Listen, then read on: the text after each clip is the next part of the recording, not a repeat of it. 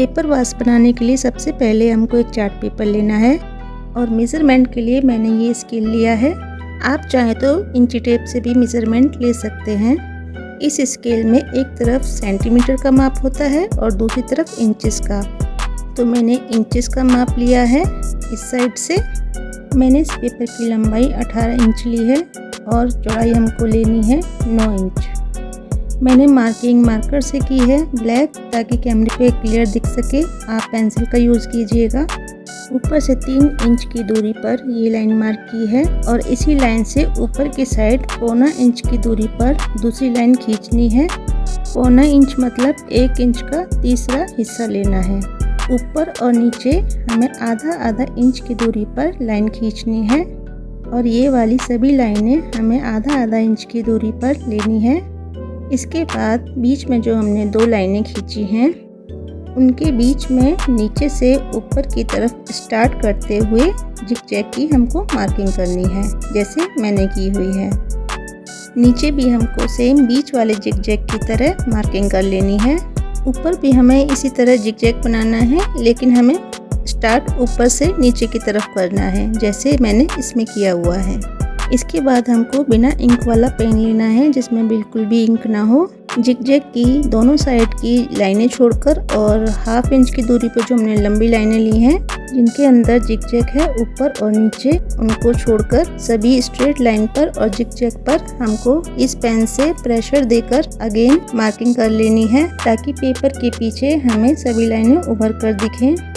Pen से line खींचने के बाद हम देखेंगे पीछे की सभी लाइन और जिगजैग उभर कर दिखने लगे हैं। देखिए, बिना इंक वाले पेन से लाइन खींचने का रीज़न ये था कि अब हमें पेपर फोल्ड करने में दिक्कत नहीं होगी। सभी इक्वल दूरी पर और आसानी से मुड़ते चले जाएंगे। तो पहली लाइन का फोल्ड हम ऊपर की साइड अपनी तरफ फोल्ड करेंगे और दूसरा अपोजिट इस तरह से। सभी लाइन को इस तरह से मोड़ लेंगे, एक बार अपनी साइड, दूसरी बार दूसरी साइड।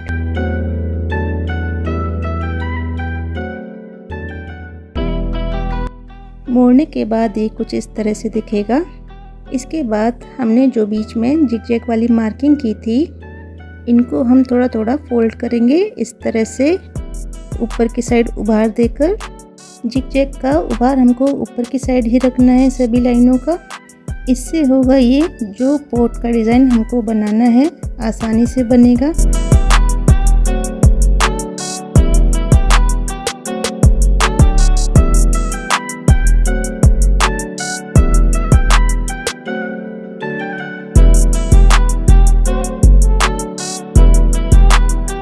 तो जिगजैग की पहली लाइन हमको बाहर की तरफ ऐसे फोल्ड करनी है। पहला फोल्ड बाहर की तरफ मोड़ने से होगा ये, हमारी सारी मार्किंग जब पॉट बन जाएगा तो अंदर की साइड आ जाएगी। जिगजैग की लाइन को मोड़ते समय अगर हमारी नीचे की लाइन का उभार ऊपर है, तो ऊपर की सेम वही लाइन नीचे की तरफ चेंज करनी है हमको, तब ये जिगजैग का डिजाइन बनेगा।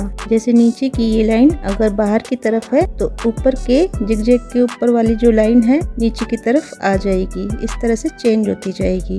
और नीचे अगर अंदर की साइड है, तो ऊपर हमारा ऊपर की साइड हो जाएगा फोल्ड। यही सबसे आसान तरीका है इस तरह के पेपर क्राफ्ट में डिज़ाइन बनाने का। इसी तरह हम जिगजैग को फोल्ड करते जाएंगे और ऊपर की लाइन अपोजिट वे में चेंज करते जाएंगे।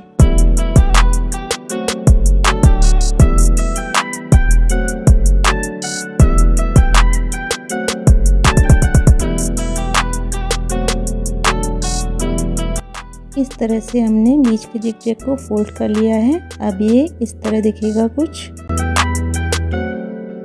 इसके बाद हमने जो ऊपर 1/2 इंच पर जिगजैग मार्क किया था, उसको भी इस तरह से पूरा पेपर पकड़कर उंगली से दबाते जाएंगे। ये बहुत आसानी से हो जाएगा, क्योंकि बिना इंक वाले पेन से जो हमने प्रेशर देकर लाइनें खींची थी, उसका हमें यही फ़ायदा होगा। डिज़ाइन डालने में ज़्यादा प्रॉब्लम नहीं आती है। फिर इसे ही नीचे वाले जिगजैग को भी सेम मोड़ लेंगे और लास्ट में एक बार सभी को इस तरह से दबा देंगे।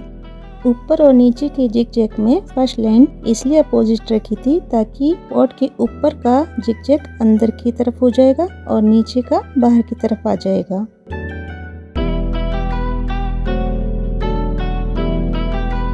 अब हमको स्टेपलर से या ग्लू से, जो भी आपके पास अवेलेबल है, उससे जोड़ लेंगे। और जोड़ते समय हमको सबसे पहले जिग-जैग को सटाकर देखना है, क्योंकि एक तरफ सिंगल पेपर जुड़ेगा, वहीं जिग-जैग की दूसरी साइड डबल पेपर जुड़ेगा, तभी ये ठीक बैठेगा। तो मैं इसे स्टेपलर से जोड़ रही हूँ इस तरह से।